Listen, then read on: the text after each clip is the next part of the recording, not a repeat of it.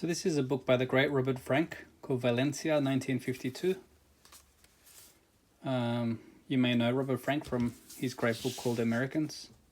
It's the first time I heard of him was through that The Americans, of course, and maybe through the Beat Generation.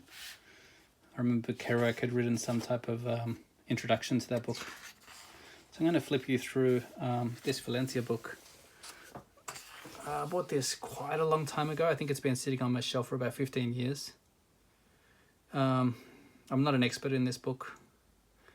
And I'll continue to apologize for the audio settings and the fact that I'm not a historian. So hopefully I can at least give you some type of insight from my perspective of looking at photography for about 25 years. These contact sheets are always interesting for me. I mean, you know, sometimes he takes the same photo, almost the same photo twice. Clearly he has something he wants to capture and he'll give it 2 shots.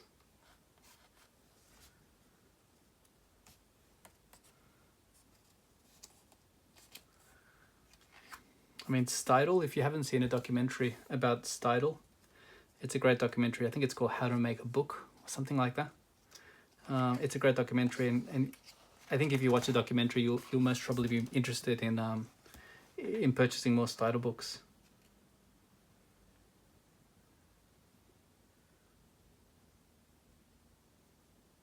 I mean, I don't want to read all this. It's going to take way too long, but it says somber people and black events, quiet people and peaceful places, and the things people have come in contact with.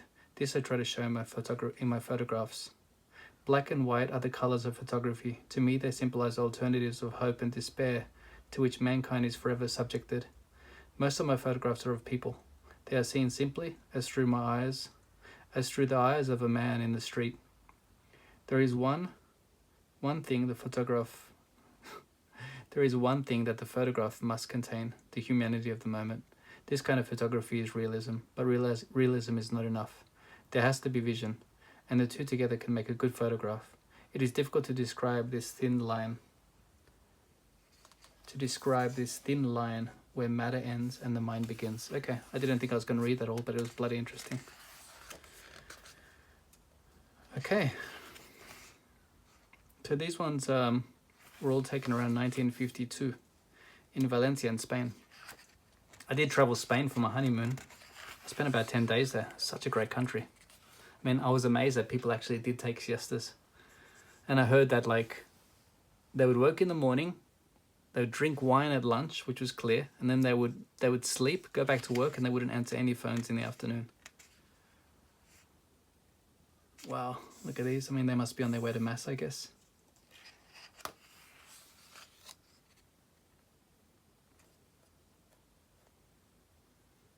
Such great faces.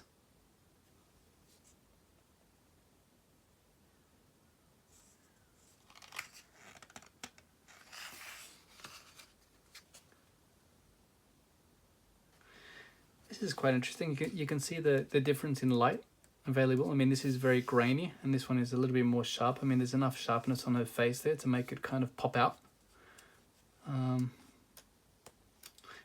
I've taken a few photos like this of my nephews and my nieces. I mean, they're always the ones that I've loved the best, where there's some kind of contrast.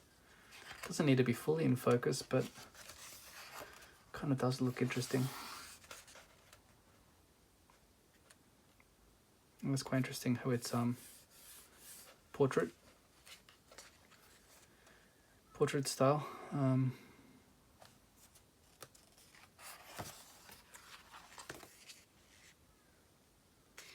You know, I've been flipping through books today, doing a couple of these videos, and I keep on seeing donkeys with carts. I don't know, man. I grew up in Australia, so I guess I never saw donkeys. I mean, I'm born in the early 80s, so I mean, clearly donkeys are kind of outdated, I guess. I do like this photo with this guy here. It's a great pose. There's a photographer. That's a pose for eternity there.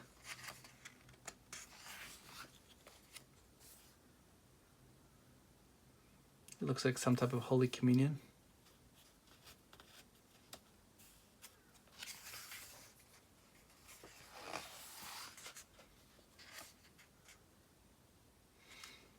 I mean, every now and again in these old photography books, you'll get these very sharp photos. It's kind of amazing.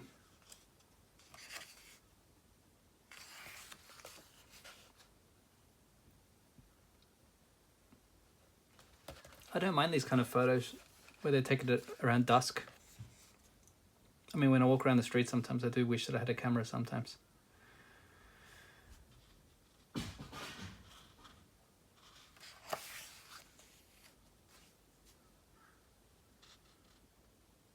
It's interesting to put these photos together. I mean, both of them have this type of blank stare. I mean, that's not that blank, but she's kind of staring at something. They could be staring at each other almost. Or she could be staring at him.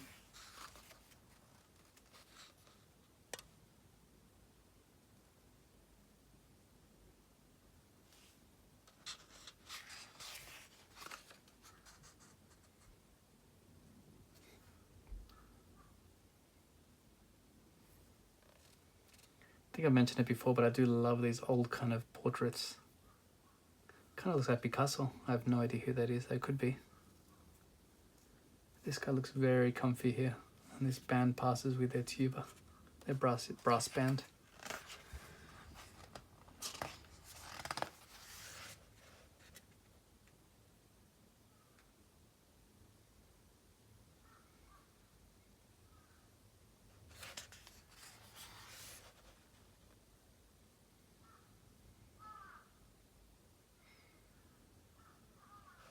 I mean, there's an interesting contrast here, isn't there?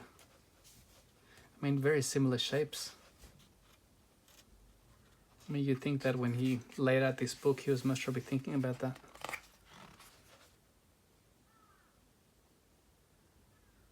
I don't know what this contraption is. Is that for like a broken arm or something? It must be. It must be a fake leg.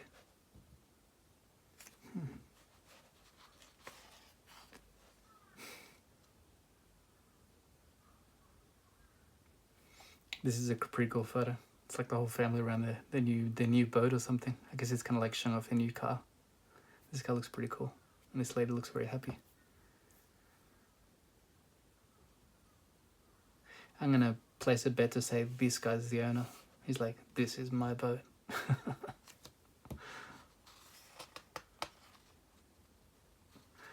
Yeah, nothing has changed much, has it? It's still like the joy of youth. He looks so happy, like he's achieved something. Yeah. And if you had enough time to just stare at these books, I mean, there's a story. There is well and truly a story in each of these photos. I mean, I still like high contrast.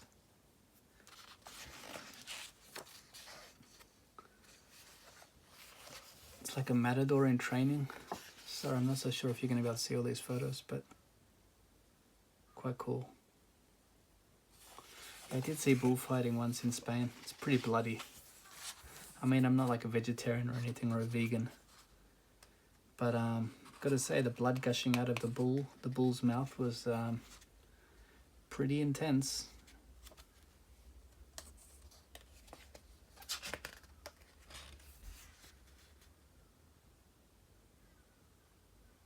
Don't know what the significance of these hanging dolls is.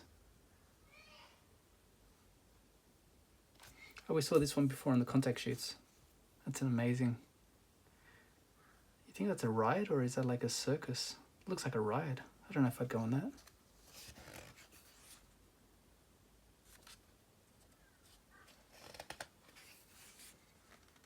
It's kind of interesting that Robert Frank did this series of photos. I'm not entirely sure if it was before the Americans. He still looks kind of young here.